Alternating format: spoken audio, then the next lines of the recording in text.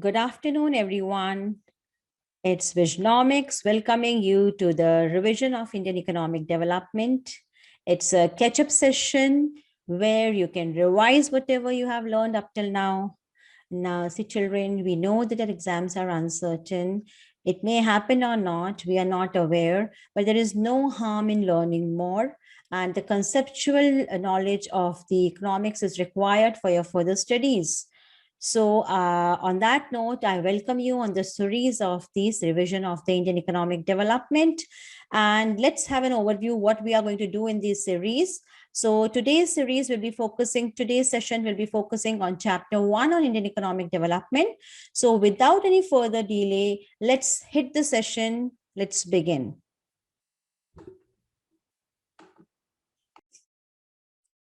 First question.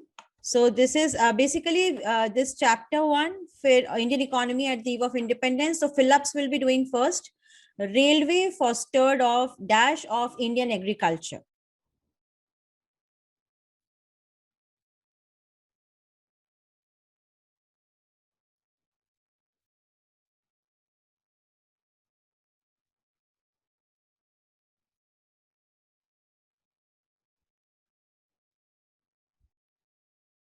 What have you written?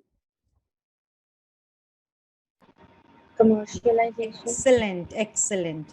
Before British rule, India was internationally famous for dash exports.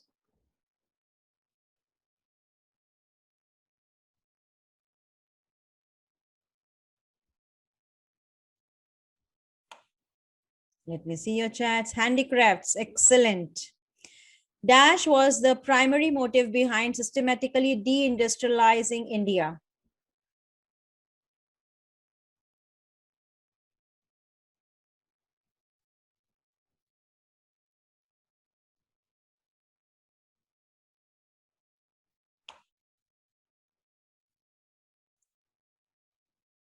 Yeah, I'm waiting for the answer. Dash was the primary motive behind systematically de-industrializing India.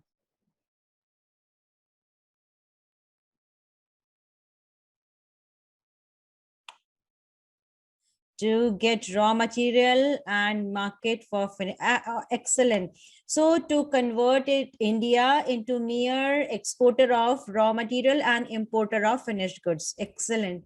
Next one. At the advent of the British rule, India was in dash stage of demographic transition.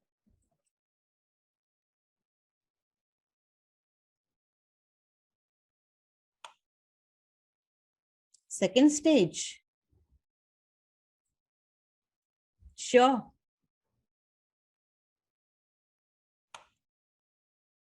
In 1921, India was in the second stage. So I'm talking about it. The advent of the British rule, India was in dash stage of demographic transition.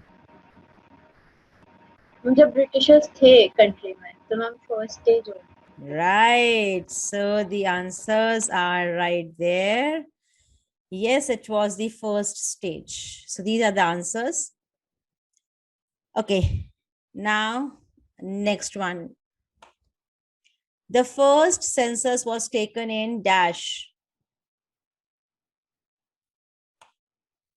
1881. Excellent. I want Purvi you also to start. Please respond. Dash the main motive of the British government behind construction of railway.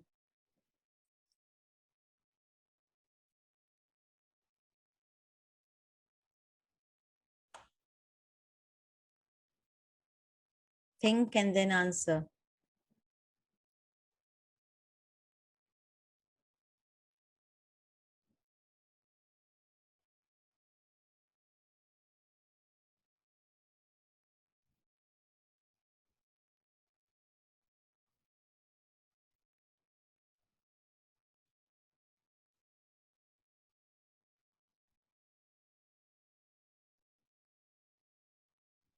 Let me check. There's one answer.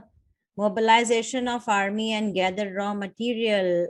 No, beta, it's to collect raw material from countryside because mobilization of army was the main motive to construct the roads. Roads were constructed to mobilize the army. Railways was to collect the raw material from countryside. Excellent. These are repeated one. Next one. The British introduced railways in. This you know it very well. Yes, 1850. Excellent. Okay, now let's move ahead. Dash was the motive of this I've repeated. The Zamindari system was introduced in India by.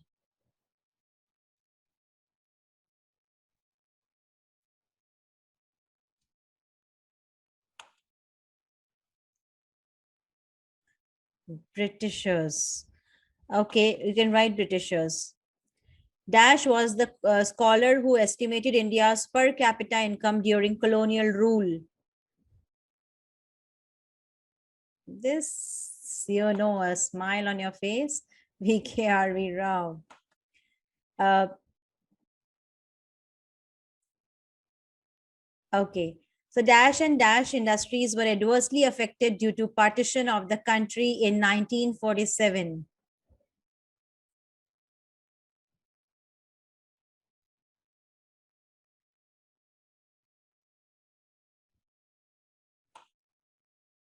Excellent. Cotton and jute. Yes, the answer is cotton and jute. Okay, so this is an assertion and reasoning question. India became an exporter of primary products and an importer of finished consumer and capital goods produced in Britain. Restrictive policies of commodity production, trade, and tariff pursued by the colonial government adversely affected the structure, composition, and volume of India's foreign trade. So you have to find out among the four alternatives which you think is the correct alternative. Is assertion true and reason true? And if they are true, is reason as a reason the is explaining assertion?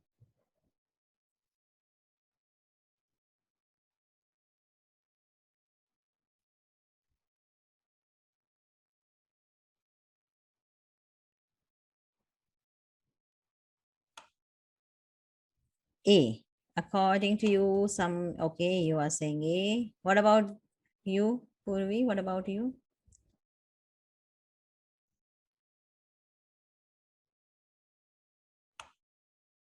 You are saying B, so there is ambiguity here. See, assertion is true because India became an exporter of primary products and an importer of finished consumer and capital goods in produced in Britain.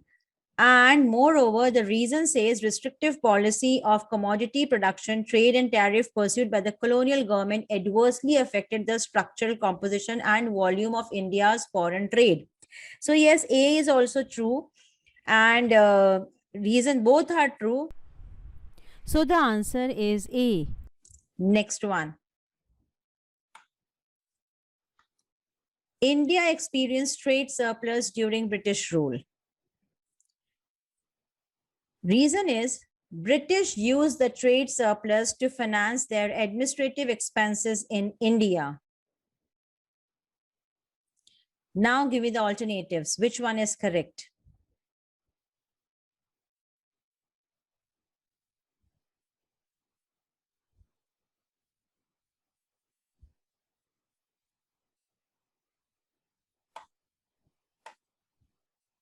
Both of you are saying B. Excellent. Yes, it is B. Both are true, but it is not the reason is not the correct explanation of the assertion. Let's move ahead. British levied no tariffs on exports of raw material from India to Britain. And the reason is under the colonial rule, Indian handicraft sector suffered a massive decay.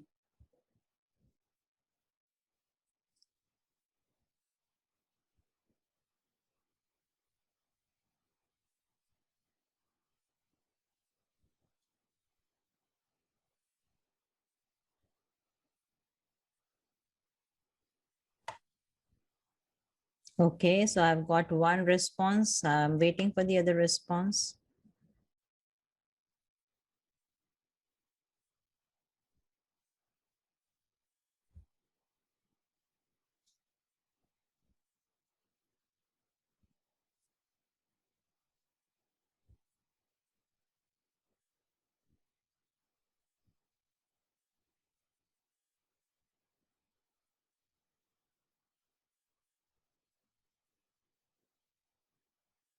I'm waiting for your response.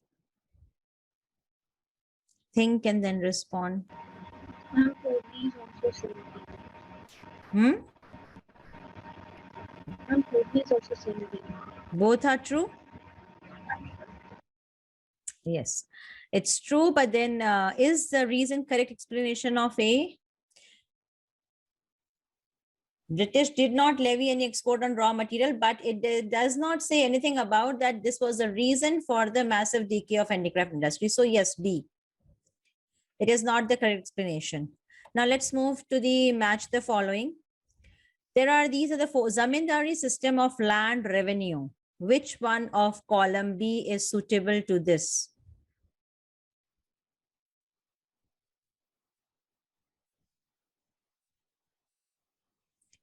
Zamindari system of land revenue.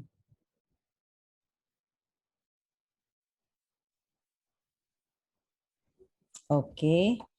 So there are two responses. Yes. It worked through the system of middlemen. Excellent. Stagnant economy.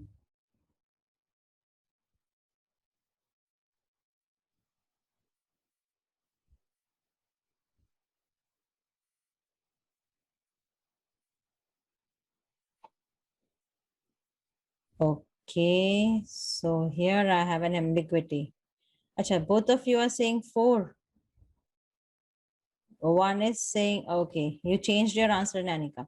And never mind. So one which shows little or no growth in national income. Right. Stagnant means which is very little growth. Perfect. Backward economy.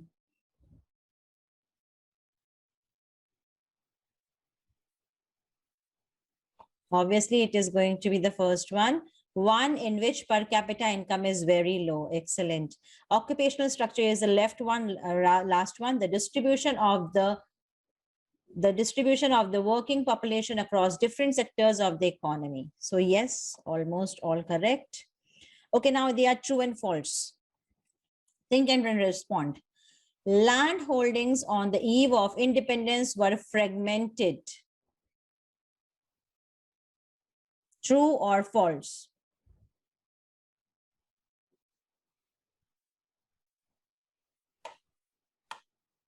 Yes, it's true. It was owing to the discriminatory tariff policy of the colonial government that handicraft industry in India got destroyed.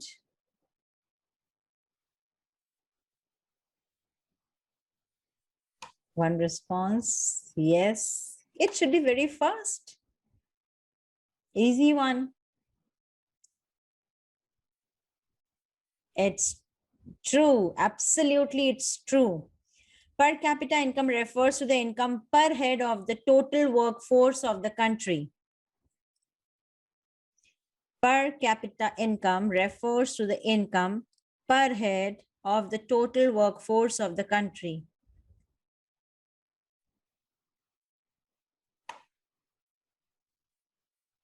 Nanika, is it true?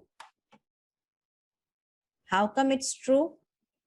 It's not the per head of the total workforce, it's the per head of the total population. It's false. Sorry, it's false. Okay. So take care. It's the total national income upon total population is per capita income, not the total workforce. Railways were developed by the colonial government to promote the market for British goods in India. Yes, it's true. Next one. From the year 1921, total population in India never declined. True or false?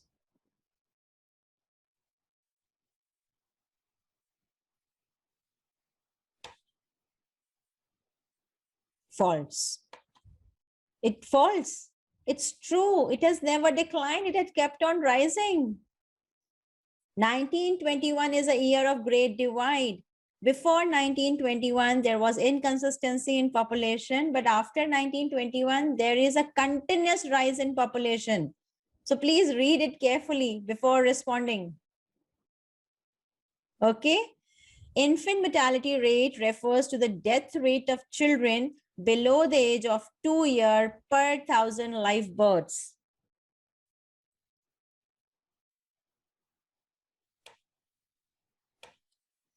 Yes, it's false. It's below the age of 1 year.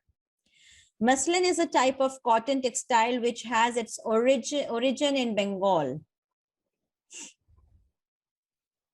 True or false?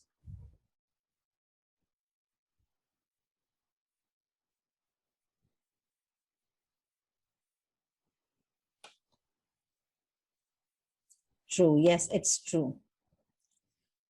Commercialization of agriculture refers to a shift from cultivation for self-consumption to cultivation for sale in the market. Quick response. Yes, it's true. On the eve of independence, only heavy and basic industries were developed in the Indian economy.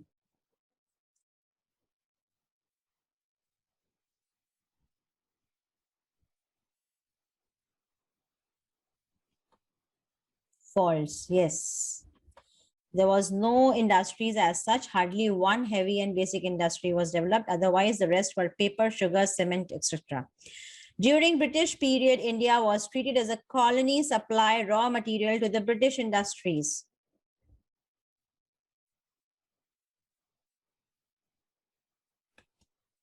Yes, it's true. Okay, let's see if there is something else for you. Yes, there are MCQs. Land holdings at the time of independence were fragmented, large, small, both A and C.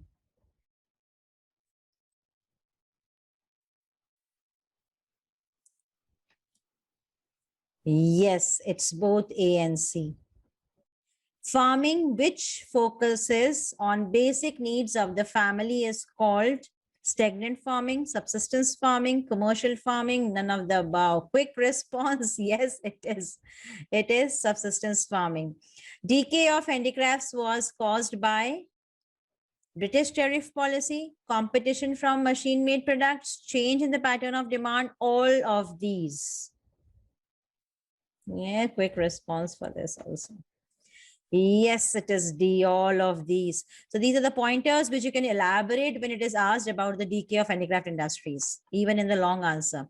Suez Canal was opened in 69. Excellent, excellent. On the eve of independence, India was net exporter of primary products, industrial products, capital goods, all of these. Net exporter of primary products. Okay. High infant mortality is a sign of extreme poverty, poor health, both A and B, none of these. It's very easy.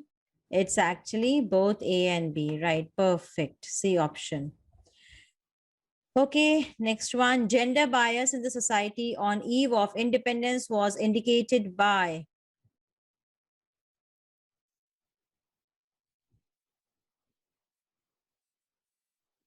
the answer I'm getting, it's again ambiguity. C or B? Gender bias in society on the eve of independence was indicated by literacy rate. It's B. Because there it was general 16%, for women it was 7%. So yes, it was B. So if you found this session useful, please give us a thumbs up on YouTube, and it makes us really happy to see that you are benefiting out of it. So if you're a CBSE student of grade 12, lots more sessions are coming up. Stay tuned, spread the word, share the link to join live. So in case if you want to study in detail the topics which we are discussing here for the revision, so you may, or you are an aspiring student of the coming grade 12, you can just catch up with us with the given link below. We can visit our website, as well as you can just participate in the revolution of the new pattern of education, because the teaching style is entirely different here. So to explore more about Either you can join the community, you can visit, and you can find out yourself. So stay tuned and see you for the next session. Goodbye for today.